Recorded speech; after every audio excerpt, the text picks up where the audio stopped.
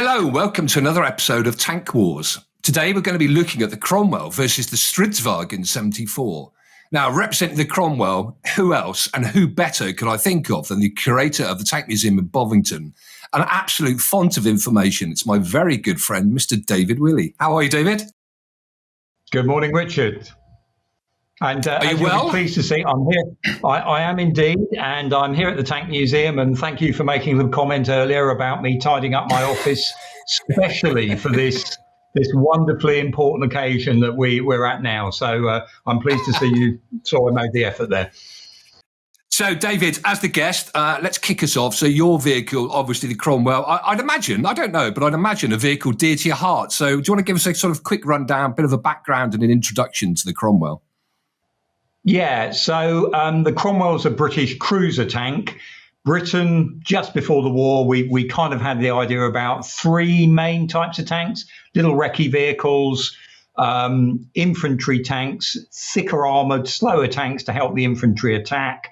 And then we like the idea of a faster tank, thinner armour, so it's nice and light and good and speedy, reasonable firepower, to exploit any break in a front line. So this is the tank for exploitation, is the cruiser.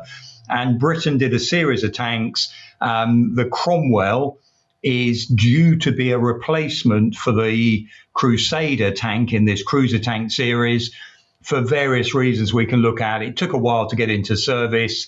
It sees action from D-Day onwards to the end of the war. And no doubt one of the things we can talk about, how do we measure the value of a tank? You know, is it because it's faster, better firepower? What are those things that make up this judgment? And obviously, from your point of view, the game side of it, you know, why is it good or bad in a game? So for me, I've got the Stridsvagn 74 today. Now, so of course, I have to be perfectly honest, I'd rather have the Cromwell, but there you go. That's life. And I think you're best placed to talk about the Cromwell. So the Stridsvagn 74, I remember vividly the first time I saw it. Strangely enough, it was Arsenal, the Swedish Tank Museum, where I was introduced to it. My first overriding impact of the vehicle was, my God, is that tall? But I think we'll come to that later on. So Stridsvagn 74, a medium tank, and without a doubt, you know, an ingenious Swedish tank design. Interestingly, Europe's last medium tank, due to the fact that at that period we're going across on that sort of medium tank designation, you know, starting to die out as a class and evolving into what we know today as the main battle tanks. Towards the end of the war, so, you know, the war is over, German threats cease to exist. So obviously the perceived threat is that now of the Soviet Union, the start of the Cold War. The Stridsvagn M42 was the Sweden's in-service one at the time, fast becoming outdated compared to all the other nations, especially in terms of firepower and protection. Interesting to know, I always think that the impact and the influence of the Swedish tank design from the French as well. Because at one point, of course, the Swedes were looking at the AMX-13 as a serious contender. They actually ordered 300 odds. That order was cancelled for several reasons.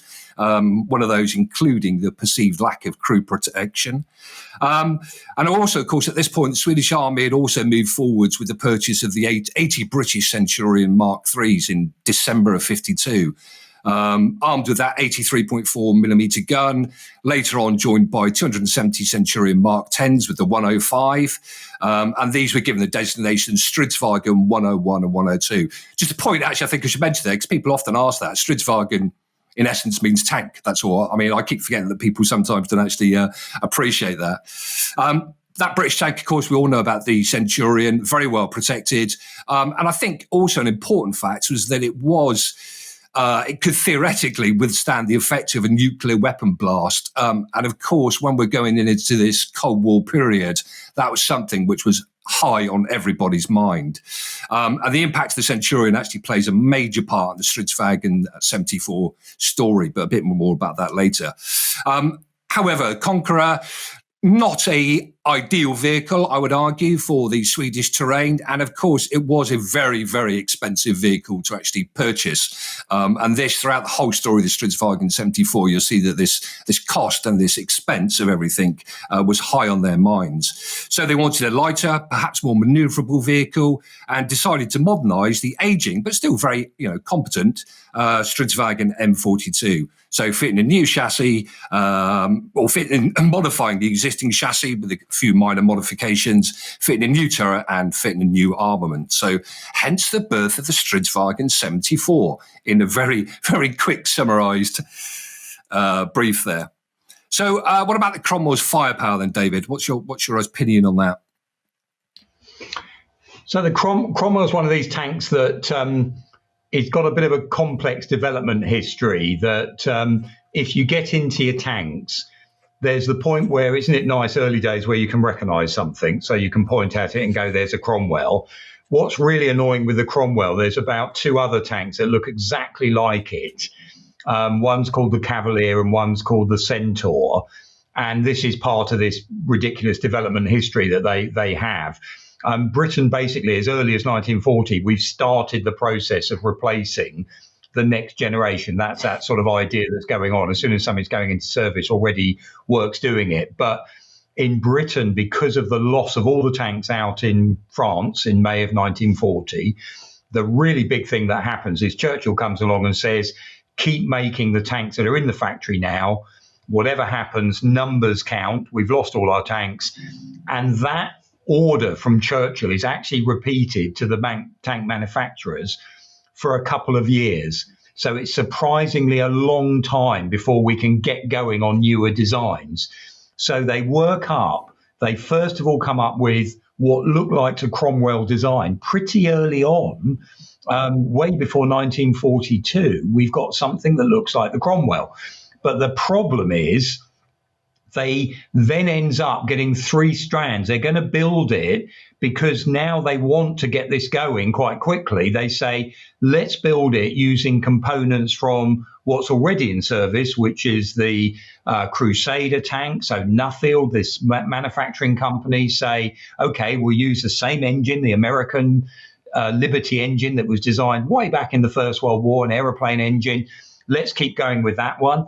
The government in the background are saying, hang on a second. Very cleverly, Rolls-Royce have taken the Aero engine, the famous Meteor engine, out of the or the Merlin engine, it was as it was known in the Spitfire. They're working on that to make it a tank engine. So there's another school of thought that says, let's just hang on a little bit longer. We'll get this really powerful tank engine. And meanwhile, there's an improved version of the Liberty engine that they're going to bung in a very similar vehicle. So you end up with 3 different ones, Cavalier, Centaur, and Cromwell. Now, that doesn't answer your question at all about firepower, but it gives you a little bit of a background. I wasn't going to say anything.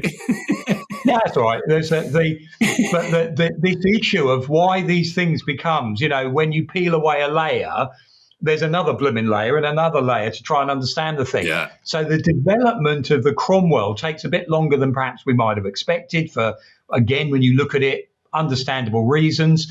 And at the same time, also its firepower, because what they're looking at, they love the idea of putting Britain. We had the 2-pounder gun on those tanks, really good anti-tank gun at the beginning of the war. We've already come up with a 6-pounder.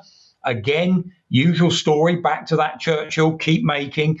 We could have made, I think it's about, I think they reckon 2 6-pounders for 6 2-pounders. So in terms of factory time, manufacturing, etc. So Churchill, no, keep going with the 2-pounders. So the 6-pounders delayed. When we do have it, they like the idea of putting it onto this new tank that's coming, the Cromwell. It's got great armor penetration, the 6-pounder, and when we come up with even better ammunition types later, it can go through even more armor plate. So this idea behind it sounds really good. At the same time, look at its function. A cruiser tank is, once it's broken through, they love the idea, and they've seen the American when the Sherman comes, the Grant as well before it. A good high explosive round is the type of round that tanks seem to be firing the most of. So in the game, it's tank against tank. In real tank warfare, what they were really looking at the time was tanks supporting infantry, going for soft skin targets, buildings, infantry, lorries. And for that, you don't want to fire a really big solid bullet, as it were, like an armor-piercing round. You want a really good blast effect. So ironically, even though they put a very good anti-tank gun on the original Cromwell, they then decide to change it, and we end up with a British version of what we call the quick-firing 75mm gun. It's basically a bored-out 6-pounder to take American ammunition like on the Sherman. And that's got a really good high explosive round, and we like that. We like the idea of that. What they end up doing is, like a lot of the armoured units from about 44 onwards, it's a bit mix and match. Sometimes they've got 6-pounders in service. Most of them have the 75mm gun that can fire high explosive. And again, they're backed up sometimes by a version of the Cromwell called the Challenger A30 with a 17-pounder on, or even Sherman Fireflies. So you've got that tank killing ability, but most of the Cromwells have actually got, it's a high explosive firing ability. If you followed all that, pay attention. There's questions at the end. All right. So, like you said, there's funny with the anti-aircraft gun. Of course, the 74 Stridsvagn 74 was using that pre-existing and very effective Swedish anti-aircraft gun, and they utilised that for the new vehicle. The 75mm L60 M1936 and M1937 anti-aircraft gun modified and received a new index of that M49. Now, of course, if you're taking an anti-aircraft gun and attempting to put that into a tank, there's a lot of innovation required. The original recoil system for the gun had to be totally replaced, far too big, of course, to be mounted inside the turret of the vehicle, although I have to say it was a massive turret. Besides replacing the old system with a new one, we also saw that the barrel was slightly cut down. We had new balancing components put onto the gun. And I think it's interesting to know at that stage as well, this was all invented by Sven Berger. Now, anybody who sort of follows Swedish design knows that Sven Berger would later go on and design the very distinct, very unusual Stridsvagn 103 later in his career. All tested, all proved very satisfactory. They had a new round, a new armour-piercing discarding sabot round, which improved the armour penetration capabilities of the gun as well. But I suppose ultimately the question was it a good gun? I have to say, for the Swedish trials, I always like when we're looking at like firepower and penetration, it's quite hard to find any reports that are very detailed about, Swedish guns. You can find a lot for Germany, you can find a lot for the UK, but it's a bit harder than that. Well, modified as a tank gun, and according to trials reports, it was capable of penetrating 260 millimetres of armour at an angle of 90 degrees at point-blank range. Now, this is according to the report, and I think any report that says what it's capable of doing at point-blank is a bit useless, really, because I don't know how many engagements I was ever in where I'm firing at another vehicle at point-blank range. You're in trouble if you're that close to another vehicle. So I think more realistically from the trials, we're looking at around about 95 millimetres of armour of penetration at around 500 metres. So it was a very adequate gun. And of course, it was already a proving gun at that stage. Also, a very strong part of the gun, or a very good point for the gun, was the elevation and depression, plus and minus 15, which is actually really, really good for any gun. I think it had really good firepower, considering the age, the criteria that they wanted to achieve on there.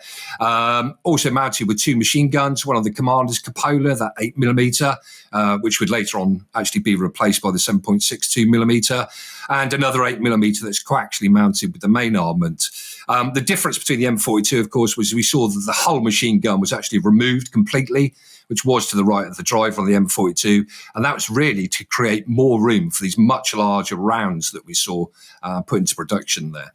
So, yeah, firepower, I think it was, what's the word I would use, an adequate gun for that vehicle. But again, also, of course, it was a relatively cheap gun. There wasn't any new designs dramatically required for it. So what about the Cromwell's armour then, David? Yeah, the Cromwell's often looked at by people, and everyone thinks, well, doesn't it look rather, it's got this amazing boxy turret, look like somebody's just sort of cut out some square slabs of armour plate and, riveted them to a frame, which is what they did. They're looking at this again, simplicity early in the war when the design's put together. It's simplicity of construction. Now, this idea, sometimes people say, well, didn't they know about sloped armour, all the things that on that Stridsvagn you're looking at, all these things that you think, why have the British then gone for just a square turret and a stepped front on the vehicle? Again, behind the scenes, the issue was we thought that a machine gun, a lot of the time, again, tanks going into action, they use their machine guns a lot. So a coaxial machine gun up in the turret and also in the front hull. That was quite an important weapon. And for the British, they come up with this Beezer machine gun with a mount that had to go on a 90-degree plate. So if you look at not just the Cromwell, but look at the Churchill, look at the Comet afterwards that follows the Cromwell, it has this step frontage where they have to have a 90-degree frontage to it to bolt this Beezer machine gun too. And that's the reason for the hull to have a step at the front. The turret, it was ease of manufacture. And also there was still a bit of a debate because sloped armor is lovely when you think about the usual arguments. So we always think about things like the T-34. You angle the armor, an incoming round from another anti-tank gun or whatever has got more armor to penetrate at that angle. Now, there's another side to that argument, which is, of course, that's all very well, but this idea that you're adding weight because an angled interior is less good for the crew, and you only have to get inside a T-34 to realise either you've got to be sort of like a midget to work this properly, and the fact that the first turrets, there was two guys who supposedly, I couldn't get my shoulders across the back of the turret, it feels that small. So that feeling of scale, and the British are quite conscious of crew ergonomics. Now, every tank you go in, it feels ridiculously tight, badly designed. There's bits to bash you wherever you look. But actually, that turret on the Cromwell was liked by the crews because of the space it gave them. So it's back to every tank we look at is a compromise. And again, playing the game, you're outside. If you're actually fighting the vehicle from the inside, you've done it, that experience. There's very different things. Is it a cold tank? Is it a dirty tank? Is it all those things? Now, the Cromwell's interesting because it's often criticised with this blockish looking turret, doesn't look very stylish, but actually it led to the fact they were doing it simply in the first place because of the idea they could rivet that to a framework. That was a skill set that was readily available in Britain at the time. Only later do they do a similar turret with welding, because again, we're getting more ability to weld, more factories, more skilled people, and more jigs that you can manipulate the turret and the hulls in, where you can actually weld at angle so it all works properly. But they end up increasing the armor protection on a Cromwell. So the later models, you're ending up getting there at the end there about 4 inches thick. And that's no bad thing. That's a very thick frontal plate for a tank that, again, they're looking at most of the time. Yes, you want some protection facing forward, but let's be honest, this tank they're looking at it from the point of view as a cruiser. Your best protection is speed, not the thickness of the armor plate. You're never going to match Tigers, etc., things like that, because we want a fast tank. We want a tank that can motor for its exploitation role and learn to use that speed as part of your defensive onion. How are you going to, the different layers you're going to use to protect yourself. It's funny, isn't it? You mentioned there about the crews, and we were, even with my day of Challenger 1, Challenger 2 and Chieftain, it was people would always ask us questions about the armour. And of course, we've now gone for, we can look back at these vehicles and say this is how much armour. Obviously, nowadays, if somebody said to me, how much armour has a Challenger 2 got? Nobody, I think, other than the manufacturer, really has an accurate idea about the armour and the composition and all that sort of thing. But yeah, I think it's much more of for a crew, it's a mental thing, isn't it? When somebody tells you that the armor is good on the vehicle you are serving in, it's just more of it feels good to you. You feel a lot safer in there. But you're quite right. It's all about the protection. And I know that when you read some of the old reports as well, you'll find, especially on some of the German vehicles, we're digressing massively here, aren't we?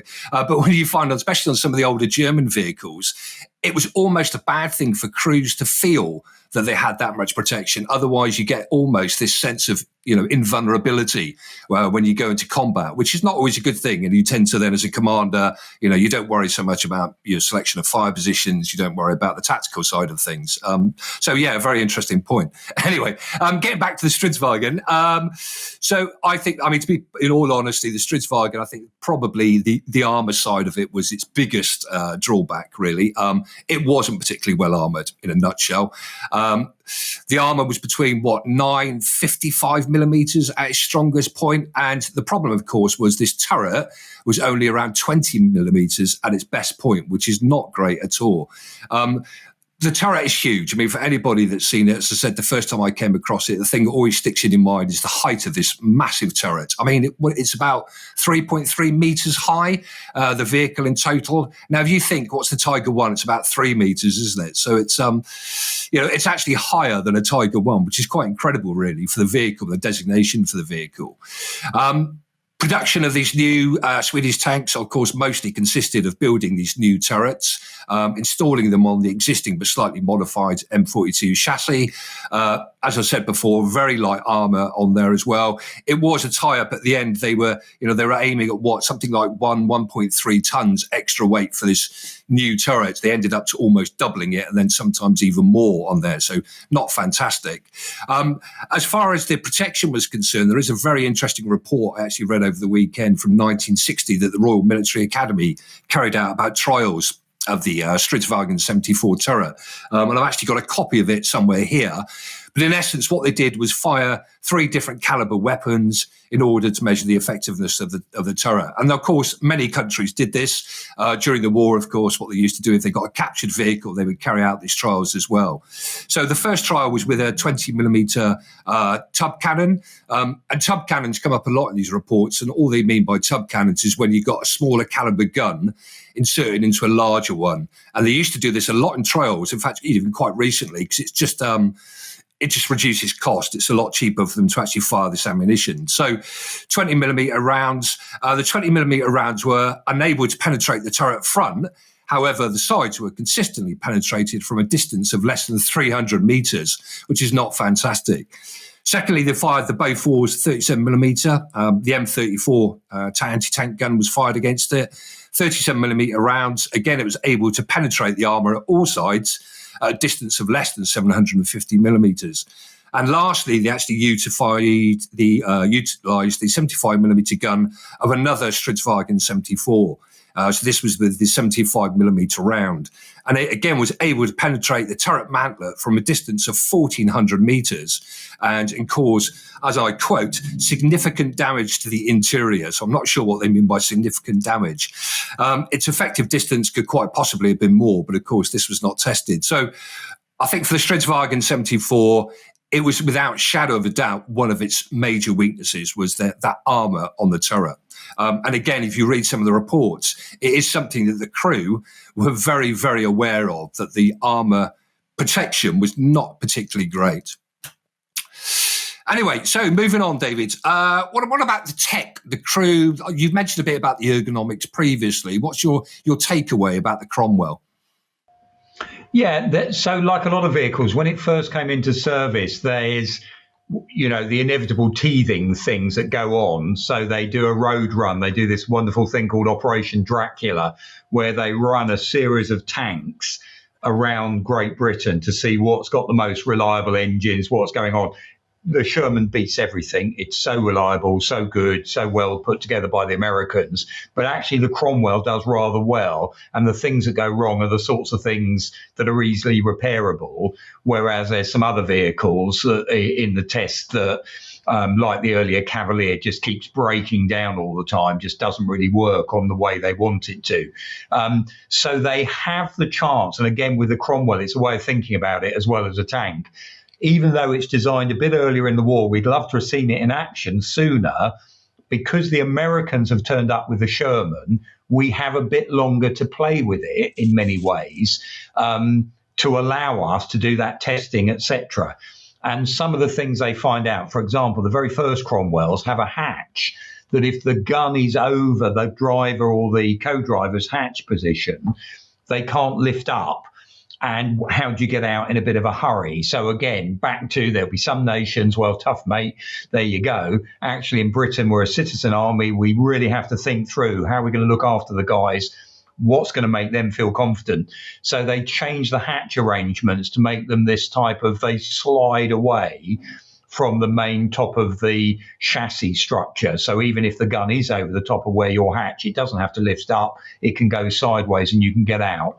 And again, if you look inside the vehicle, they try and put in sort of like mini firewalls, but they have to have a gap in those firewalls. So, for example, at the front, again, for crew ergonomics, you've got periscopes to look out. These can turn all the way around. They're not fixed periscopes, but they can also they can look forward and back and sideways, which is great for a sort of like visibility. But also if they're hit on one side, or the driver or co-driver, they can go through this gap between the two front positions.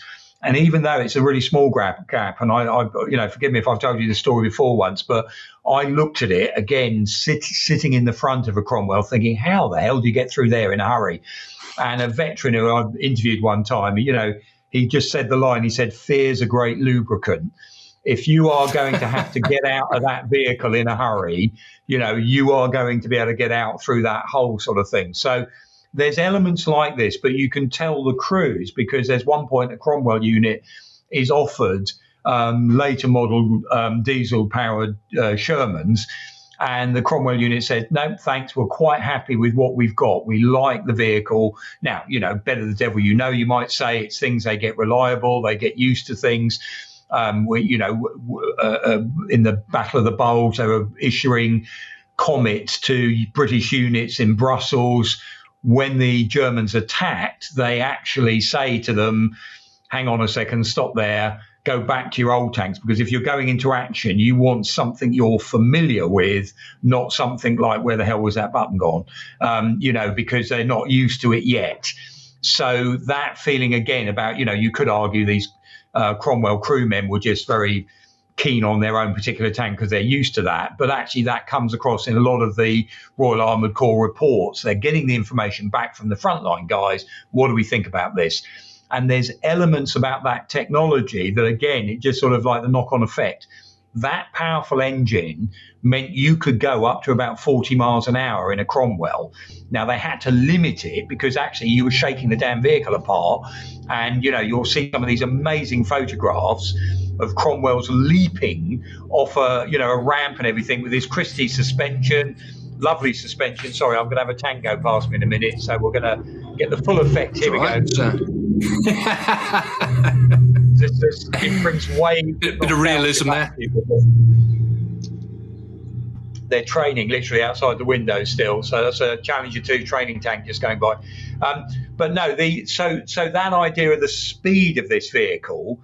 But again, so ergonomics, lots of tanks look very similar inside, but there's another element to that gives the crew an ability, to the point of, in a battle in Holland, they end up 3 Cromwells just get caught the wrong side of a canal, but the speed of the vehicle and this wonderful suspension it's got meant they leapt a canal that was about 6 meters wide to get back to the other side, which is just gobsmacking. You do that in a tank, and they sped up and leapt over this blooming canal. So some of these elements about having that 600 horsepower suddenly in the back there with a Meteor engine gives you abilities with the vehicle, and this Merritt Brown gearbox and steering system, it can turn on the spot, a bit like a Tiger. Those types of things add a technical level that no doubt the crews are going to get very, very fond of, because we've suddenly got abilities in this tank, and they're used, to full effect from the Normandy breakout, what's called the Great Swan. This British armoured column bursts forward across the Seine River and shoots right the way up to the Dutch border, through Belgium to the Dutch border, in a ridiculously short space of time. Often forgotten about this phrase, Great Swan, but they go further and faster than the German tanks going back the other way in 1940. And it's because they've got tanks like the Cromwell that they can do that. So again, back to our usual arguments, if we're just playing top trumps, Sure enough, you'd rather be in a Panther than a Cromwell. But actually, if you're looking at its operational use, how it's being done, etc., that Cromwell, real tank warfare is not top trumps, is it? It's not one against one. It's a whole mesh of things coming together, and the Cromwell definitely sees its place in that. Certainly in the late summer of 1940, with those opportunities to exploit and let that cruiser tank do what cruiser tanks are good at. I think it's very interesting there. You mentioned, a couple of things. Of course, when we're comparing these vehicles, incredibly hard to compare because, of course, you have a mass of information with the Cromwell about, operational service. What do we have for the Stridsvagn 74? Absolutely nothing as far as operational service is concerned.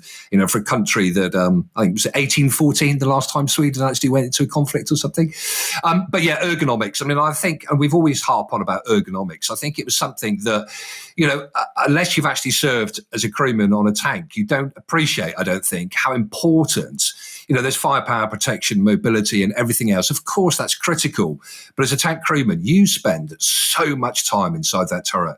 You have to feel comfortable for a start because, of course, if you start to get tired, if things are hard to operate, if it's really tiring, then that, the roll-on effect is the fact that it will ultimately impact the way that you can perform within that vehicle. So I think, yeah, you're right. And I remember getting inside, your Cromwell down at Bovington as well, and thinking, from the exterior, I'm always thinking, well, this doesn't look like a particularly, ergonomically sound vehicle to me. But yeah, really surprising when you get inside there.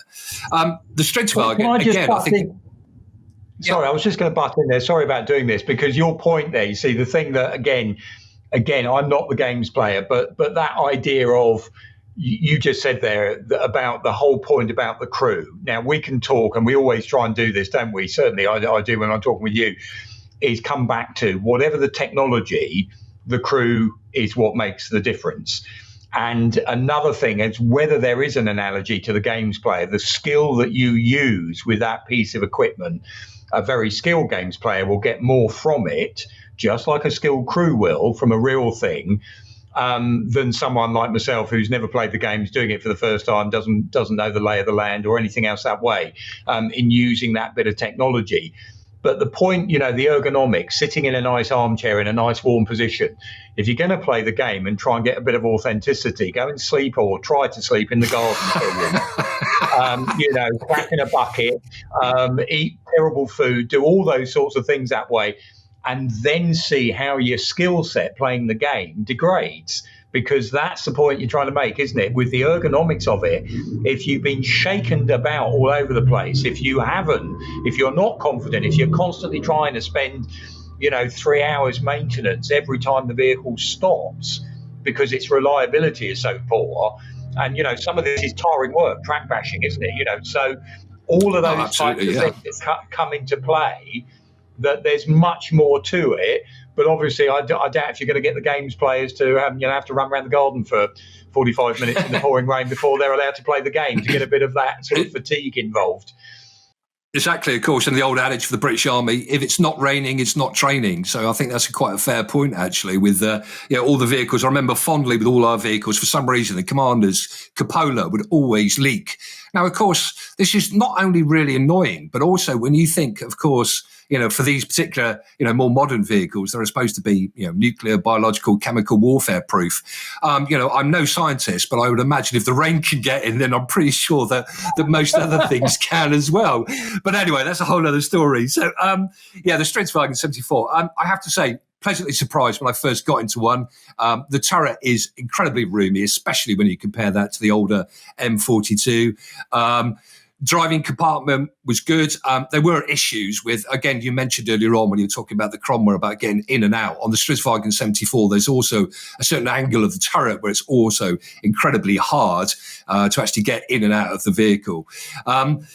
Again, on there, what we also saw was, and again, I didn't really sure the first time I saw the Stridsvagn 74, there are a number of hatches we've got on the front as well, on the front of the fighting compartment.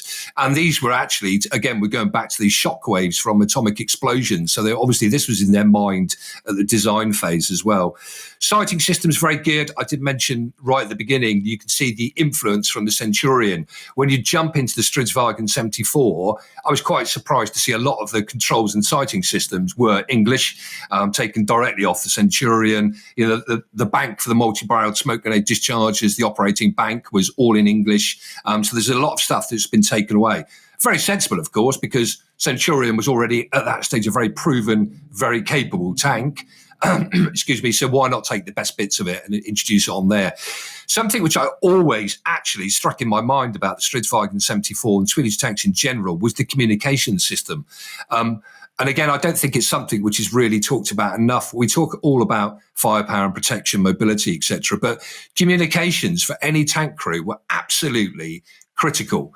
And the radio equipment on the Stridsvagn 74, they had 3 independent radios, which was fantastic. So one for internal communications, so talking as a crew, again, which helps dramatically. One for communication with battalion, and one to communicate with the infantry, which is great considering for sort of British tanks, we had this, and still to this day, this horrible tank telephone system, which was, not the best system in the world. And of course, the biggest drawback was many of the infantry didn't actually know it existed in the first place. And of course, this three different types of independent communications and radios was taken directly from the German idea with communication, who were actually very, very good at it and using it for local communications as well. You also mentioned, we sort of went on there, David, already. You've talked a bit about the mobility for it. So talk about the mobility for Stridsvagn 74, a reliable vehicle. And everything I've read and people I've spoke to about it say that it was, there was a quote that I can't quite remember, but it sort of put it on lines with, it was great when you got used to it, sort of meaning, and I always think it's me like first starting on Chieftain, it was, there were particular things and particular foreballs that went wrong with the vehicle. But once as a crew, you got used to it, you were quite adept at being able to fix it quickly and on the spot. So you sort of, like a lot of armoured vehicles, learnt to work around it, which is very much like us. We were with the Chieftain as well. So the chassis and drivetrain, as I said, it came straight off the M42, reinforced and modified to obviously allow for this extra weight of the turret. They widened the tracks on there, which did improve dramatically the ground displacement.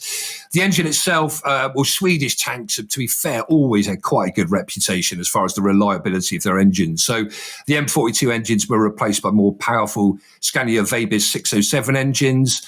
They themselves were improved. They replaced the carburetor and put a direct injection system on there. So we now had 340 horsepower as opposed to the 325, which they saw in the original M42. This also had the result, which is quite important, of course, in much lower fuel consumption.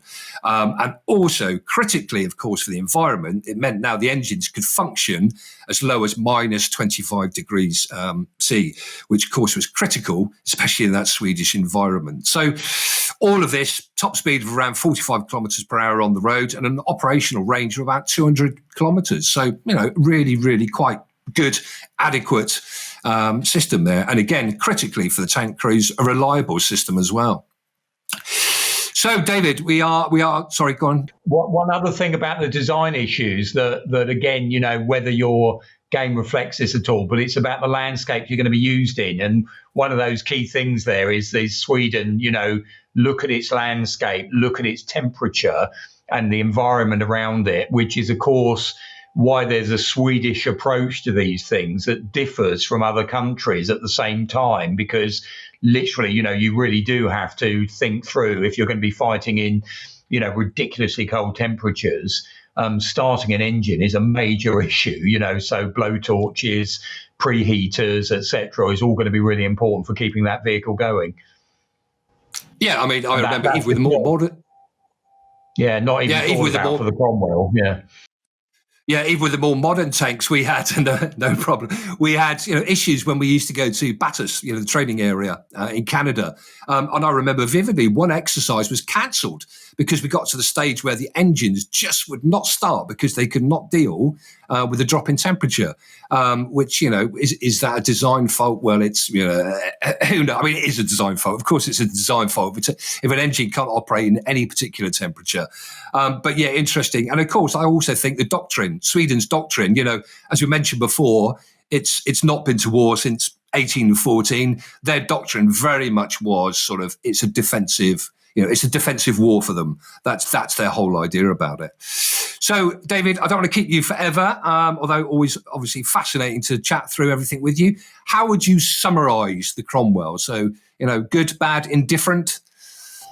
I think it's that mixed picture, really hard to just, if you're doing your, like I've said before, the top trumps bit, never quite seems like, if only it was 2 years earlier out in the Western Desert, that would have been a really impressive one. By 44, when you're seeing how the Germans have come up with a medium tank like the Panther, that is a real threat to, as a tank killing operation, something like that.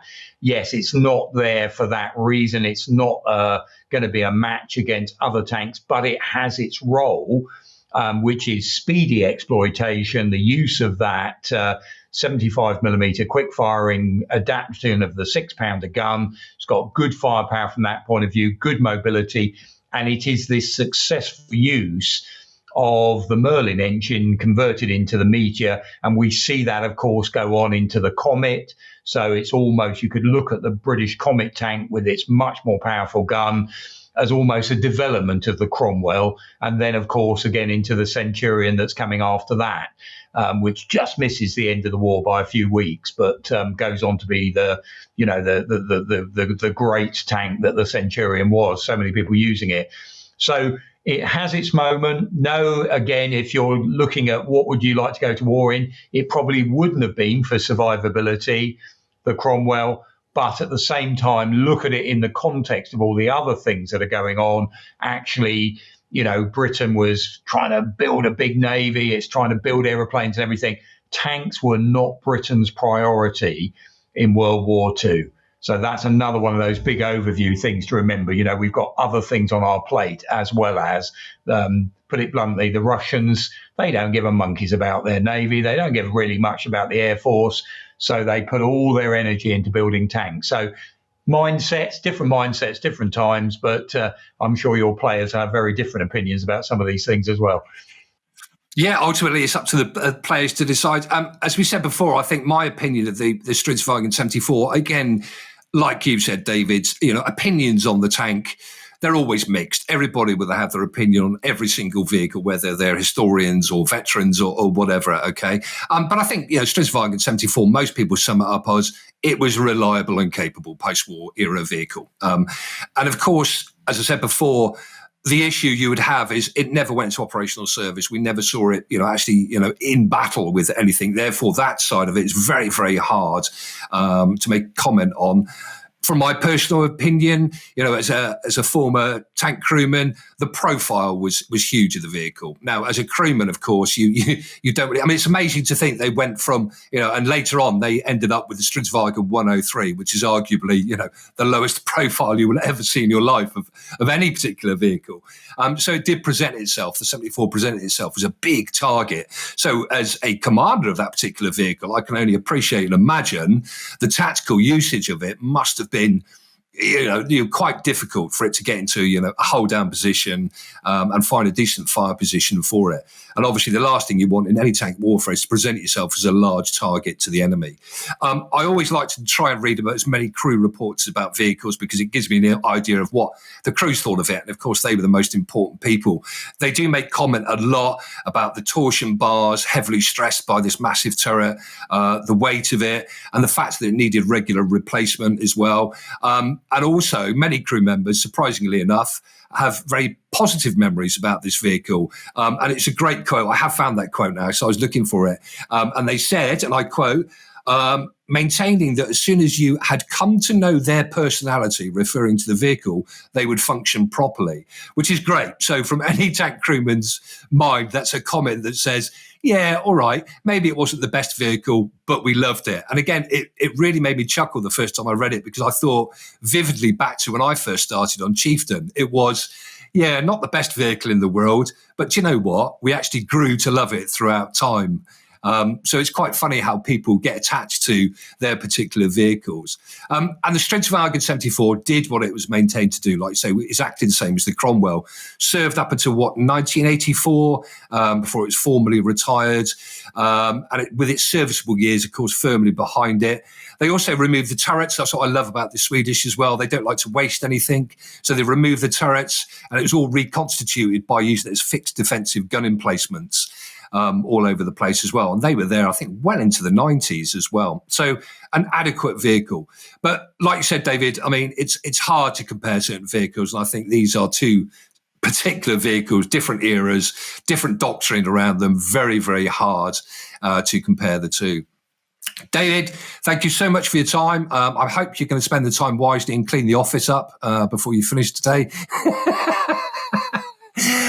Is there anything you would like to say? Obviously, a plug for the Tank Museum before we leave it.